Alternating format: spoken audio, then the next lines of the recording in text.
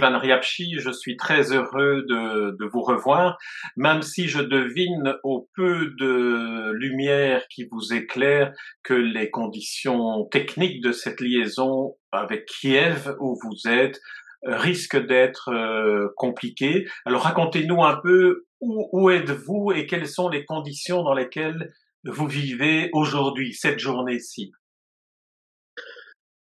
Bonjour, moi aussi je suis très ravi de vous voir Jean. Euh, Merci pour cette conversation.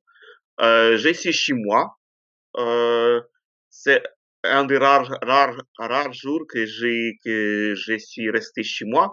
On a, on a des coupures d'électricité par 4 ou 5 heures, puis ça revient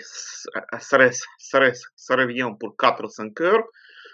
Donc, on s'est déjà adapté à ça. On a des bougies, on a des petites torches, tout ça. Donc, ça va.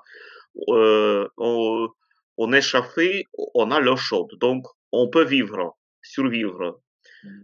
On a même parfois un peu de champagne pour survivre ici. Voilà. Alors, Donc, comme ça, on continue de travailler.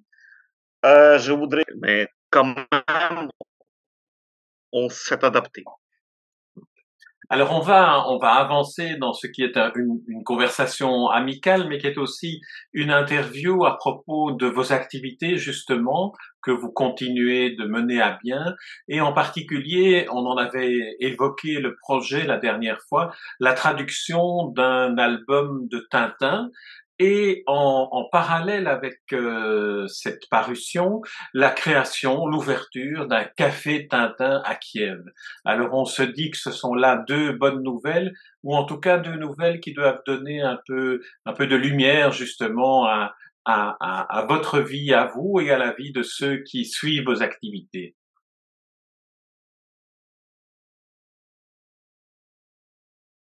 Racontez-moi comment Alors, cela s'est passé. le café de Tintin, c'est déjà un café qui est déjà inauguré il y a une semaine. Donc, c'est un projet dont nous avons négocié pendant quelques années avec la, la compagnie Moulin Sarr qui, comme vous savez peut-être, gère les droits d'auteur sur l'œuvre d'Hergé. On a abouti à trouver la solution et à signer un accord. Ils nous ont permis, ils nous ont donné le droit d'utiliser le titre Café Tintin pour notre petit café qu'on a ouvert, café espace qu'on a ouvert au centre de Kiev. C'est un espace où on peut acheter les albums Tintin, où, où on peut voir euh, l'exposition consacrée à deux albums de Tintin. On peut boire du café, on peut amener un chien pour qu'il mange parce que c'est un café dog, dog friendly. Euh, et on peut parler, on peut se prétendre près de lire euh, les journaux. Voilà. Donc, on va développer ces projets parce que on espère que vers la fin de cette année ou bien au début de l'année euh, 20, 20, 20, 23, on aura déjà euh, de Tintin traduit en ukrainien, l'île Noire et Tintin en Amérique,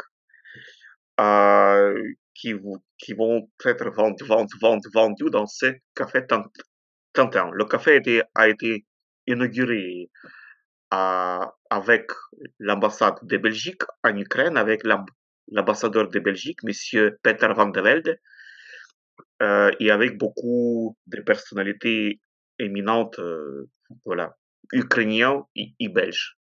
Alors, quelle est la place de Tintin dans votre parcours, dans votre vie à vous, qui êtes traducteur, mais qui êtes aussi poète, qui êtes écrivain et qui êtes éditeur? Qu'est-ce que Tintin signifie pour vous et comment avez-vous choisi les albums que vous alliez traduire? Mais on avait commencé bien sûr par Tintin au pays des soviets, c'est évident parce que c'est le premier album qui traite les, les, les, le sujet qui est lié étroitement au sort de l'Ukraine. Et d'ailleurs, là, dans cet album, il y a beaucoup de choses qui reproduisent ce qui se passe maintenant en Ukraine. Les réquisitions, les fusillades, donc les, toutes les atrocités que la Russie peut apporter n'importe où, là où elle vient. Alors là, du coup, cet album est devenu très symbolique pour nous. Et puis, on a décidé de choisir des albums pas à pas. On a fait une petite pause avec Tintin au Congo, malheureusement, mais on va le faire. J'ai, je m'apprête déjà à, à effectuer cette traduction. Je vais bien le faire parce que, voilà, Tintin en Amérique, c'est le troisième album.